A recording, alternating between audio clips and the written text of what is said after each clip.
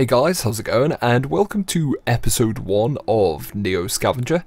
I asked you guys last week what you'd like to see me make a series on, and the lion's share of you actually said this game. You recommended it pretty highly, so decided to jump on in, downloaded it yesterday to try and get a feel for the game. And it's pretty brutal, but pretty brilliant at the same time. So, pretty nice thing down at the bottom. Like scavenging but want more zombies, try Project Zomboid. Very nice indeed to see they're giving a heads up to each other. So let's click into new game and get right into it. Okay, so we've got a trait screen which is relatively similar to Project Zomboid. And we've got to pick and balance negative and positive traits. So for the negative, I'm going to go for metabolism and myopia. So that's going to decrease my view distance. And metabolism, food and water intake rates increased, healing rates slightly increased. So not really that negative of a trait. And we'll go for melee, trapping, lockpicking, botany, tracking, and probably hacking as well. So let's get into it. You wake up disorientated, slumped over the base of an empty cryo sleep pod, still damp from cryo fluid. The thick dust from the floor clings to your skin, leaving a clean spot on the ground where a large 05 is painted. Across the room there is a large open door. Oh, no, not a large one, sorry. There's an open door to the hallway and a broken window leading outside. Just as you gather your wits, an unearthly scream erupts from down the hall beyond the doorway. Something is coming fast. That doesn't sound sketchy at all. Okay, so basically the concept is, in situations and scenarios like this, my skills play a bit of a part on what I can and can't do, as they would in any situation normally. So botany, there's no plants in here, that's not going to do me any favours. Hacking, I can hack the door to stay shut, so whatever it is coming to attack me can't actually get in. Or I can actually fight it with melee or melee. So I'm going to actually fight it and I will explain why. Basically the UI, as you can see here, we've got hunger, thirst, well rested, unburdened, comfortable, outdoor temp and unhurt. The game actually deals random kind of events to you, or not random events, but everything is randomized on the startup, and this bit obviously happens all the time. This is a prerequisite before actually getting properly into the game with what you'll find, etc. So the one I'm actually looking at here is outdoor temperature, and I've been dealt a bit of a raw hand because this is pretty low. So if I go outside, I'm only wearing a hospital gown, I'll freeze to death pretty quickly, and that will be the end of that. So what I'm going to do is actually fight whatever this is to either find some items, or if it's an animal, hopefully get its pelt and make some kind of warm clothing. You instinctively drop to a defensive stance as it bursts into the room. The beast stands on its hind legs like a man, but has the appearance of a ragged, predatory dog. It looks right at you and shrieks with a sound that freezes your blood. Despite your fear, you put up a pretty good fight. You move like you've done this before and avoid most of its lunges. You even manage to deliver a blow that sends the beast reeling in a haze. Taking advantage of his distraction, you knock him to the ground and deliver a fatal blow with your knee. Jackie Chan, though wounded, at least you're alive. Look at this shit. Like Simba the drug years. Okay. With the rush of adrenaline fading, you turn your attention back to this strange room. You should probably finish up here in case there are any more of these things. Okay, so I've managed to kill the dogman. Its corpse is on the floor along with some shards of glass. Now I'm just going to do stuff with that, as I said, but I'll get to that in a second. Okay, so I can also use my skills to look around this room before I leave. So let's search for some clues with the tracking skill. The dust on the ground makes it very easy for your trained eye to pick out one set of tracks in particular. They seem to belong to a humanoid dragging something, probably a mantle or cloak. It was here fairly recently, probably in the past 24 hours. It entered through the doorway, walked to your status tank, went to the control console and then left. You'd bet good money that it wasn't the dogman you just faced. Okay, so you can actually see the tracks there. It's kind of gone to my cryopod and then to the console. Okay, a bit strange.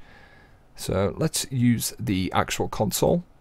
You check the console for any patient info and come across 3 records.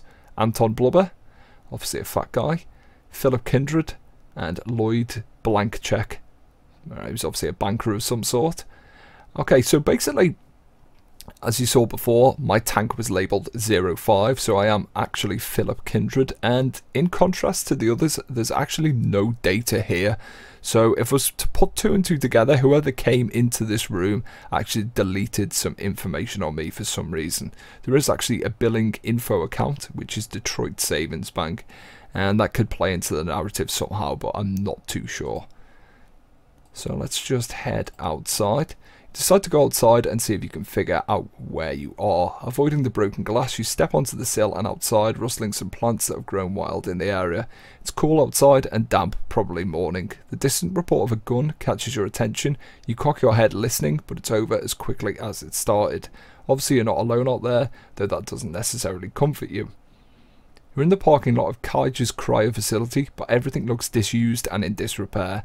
Plants have pushed their way through the pavement and over the facility. Worst of all, nothing looks familiar. You don't remember this place or even who you are. Your frustration mounts, but you catch it and put it in check. Might as well take a look around. Okay, so this is the navigation screen. And just to explain for anyone who hasn't played this, I might actually get some of this wrong, so I do apologise. But from what I know, obviously I've got a certain amount of moves before I have to end my turn. Normally this should be 5, but as I'm barefooted, it's limited to 4 moves per time.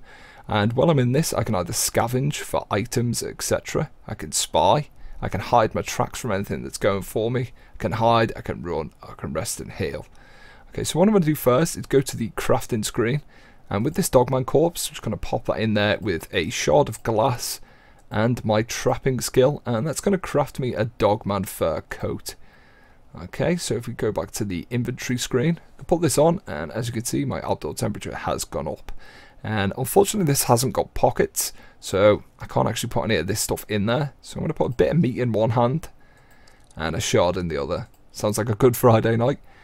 Okay, so let's move on into the next hex, which is going to be what looks like a little town or a little junction, and see if we can scavenge for some more valuable items. I do need water, food, and all that good stuff. So let's head through. As you approach the town, there is no sign of activity. Buildings stand in ruin, vehicles are overturned and blackened with fire. Explosion marks radiate outward from walls and pavement. In the distance, strange-looking creatures circle at the sky, like monstrous leathery vultures. The world has drastically changed from what you knew. Some sort of cataclysm has befallen Earth, returning mankind to the Dark Ages. And along with it, your hopes of finding a warm meal and some answers. You decide to look around and scavenge what you can from the ruins. Right, okay, so what I'm going to do is actually scavenge. And when I click scavenge, that gives me all the buildings in the area to look at. And unfortunately, I haven't got any lockpicks, a crowbar, or a torch or anything like that at the moment, which does actually increase the probability of actually finding decent loot. So let's go for the storage shed first. And it's a safe place to go. This is pretty high. Sneak's not incredibly good, so there might be something in the area nearby. And the chance of loot is pretty slim. But I found something anyway, which is pretty good. Oh, shit. Oh, that's good. That is very good. Normally, I mean, the last few times I've played this when I was learning it, you do not find shit like that. That is amazing. This is probably the best introductory haul you could get. Okay, so I've got a makeshift rag shoe. So that's only one shoe. And a croc shoe as well. Okay, that's pretty good. So I've got 2 shoes. I've got a multi-tool pocket knife, which is very good.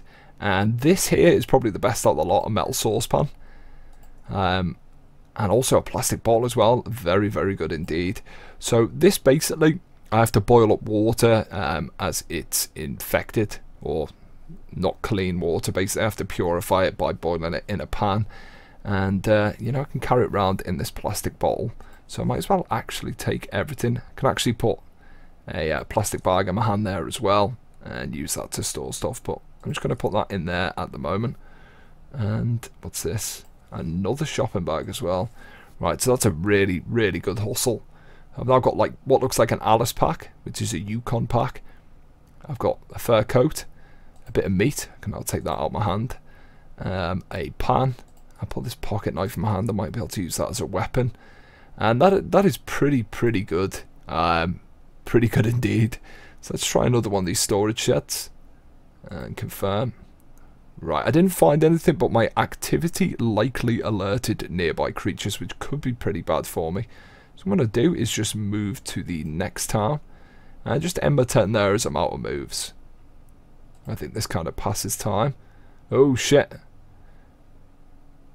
Right, okay, so something's here and something is after me. So what I'm going to do is just blind retreat. I don't know where it is. It's a feral dog. Right, fuck it, let's kill this bitch. Literally a bitch. Okay, so that's now frail after the attack, and I'm recovering as well. Right, let's surge again. Hopefully this doesn't like chew my jugular off. Okay, let's go for another one. Alright, it's dodging. The dog's dodging. It's one clever dog. Oh shit. How the fuck did it just get away? I think I just punched space with my hand. I didn't know you could do that. Player is bleeding. Right. I'm bleeding pretty bad, which is a problem. Got a minor cut, minor bleeding, minor pain. Cut. So if I can actually get some clothes, then I can rip them up and use them as bandages. But I do need to clean and disinfect my wounds with whiskey. Okay. Right, let's scavenge here. What have we got? A storage shed. Let's go there, see if we can get anything. Oh, found some more stuff. Right, a higher poopy. Is that a poo on a bag? That's a bit weird. Makeshift sack. Right, that's pretty good. Rifle shoulder strap. We'll take. What have we got there? Small twigs and bark. I can use as kindling later on. And I wonder if I can actually... Right, I can take that, so... Let's just... move all this stuff back into there, and I'm going to use the makeshift sack instead. So that's got a bigger holding capacity. I'll put the shoulder strap in there, put the bark in there as well. And I think I should be able to attach that to something. Maybe I could attach that to a gun or a crowbar or something like that. For the time being, I'm alright. I've got improper footwear, so I think that might be limiting my overall movements. And the bleeding is probably the worst bit, so let's go to this kind of abandoned office tower and see what's there. Right, no useful items this time. That's a bit of a shame, so let's keep moving. End my turn. And there could actually be some berries or something on the floor. An open field. Right, okay, we'll check this out. I might be able to find water. And I'm going to use my botany skill, so let's up my loot. Oh, I didn't find shit. Oh, that's a bit of a problem. Right, I'm in a forest, so I should actually be able to find... Oh, in fact, let's just go back 2 seconds. There could be items on the floor, stones, stuff like that. And I can just craft wood kind of willy-nilly, but it's relatively pointless at the moment. I can make a friction fire and stuff like that. But let's just scavenge around and see if we can get some berries that'll rehydrate us and stuff. Okay, so I think we found some berries. Right, these are edible as well, so I'm just going to use these straight away. I can take some of these with me. In fact, I'll put them in the backpack, as I do believe these sacks can perish, and the condition isn't brilliant on that. Right, that's worth a lot of money. That's pretty cool. Right, we've got a death cap there, which we don't want to use. And these are the edible ones. Still no water, but at least I've got some food. Why am I blind? Why am I blind? Did I just eat a death cap? Okay, that's worrying. That's very worrying indeed. So let's just end my turn. Okay, so it's now morning time. And I'm actually going to head into the forest again. This actually takes 2 turns to head into a forest. But let's see what's on the floor. Right, we've got some water. So if I just pop this into the bottle. And I can actually boil this up, I believe, by using a friction fire, as I said a second ago. I'm going to keep going and try and find some other stuff just quickly. Another feral dog. Right, I'm actually just going to try and get away from this. Let's just try and retreat. It's miles away from me. It's like 22 moves away from me, so... It's gaining on me, though. It is gaining on me. Right, I think that's running towards me, or it's advancing towards me. Desperate retreat. Hopefully it will just give up. Not too sure. Not too sure at all. Nah, right, it is gaining on me, so let's raise a weapon on it and try and threaten it. Not that that's going to work on a dog. I don't think it understands the concept of weaponry. Maybe it does actually. Like, dogs understand, like, if you threaten a dog with a shoe, if it's been clouted with a shoe and stuff like that. But I'm going to charge towards this. Bit of a turn in events, but hopefully we can actually kill this. I'm not too sure if we can get any dog meat or something like that off it. And let's just surge at it with some melee. That's dodging. Dodging like a bitch. A literal bitch, probably. Can't really see if it's got a penis or anything up there, so I'm not too sure what it is. Oh, it knocked me down. Right, okay. Let's tackle a dog. Right, I'm in combat with it now. Oh, it knocked me down again. Right, okay. This is going well. Let's charge at it once more. And attack it. It just dodges everything. Ah, right, okay. So, that's now trying to run away from me. I could attack it further, but I'm not going to risk it. I'm just going to wait. And it's in severe pain, so I should be able to get away from it. There we go. Superb. And where should I go now? Let's head into this forest. And my turn there. There is a town right next to us, which is good. I'm just going to see if we've got anything on the floor. Just some pebbles and stuff. Let's do a bit of scavenging. See what we can get hold of. Using the botany skill once again. Okay, we've got some more water.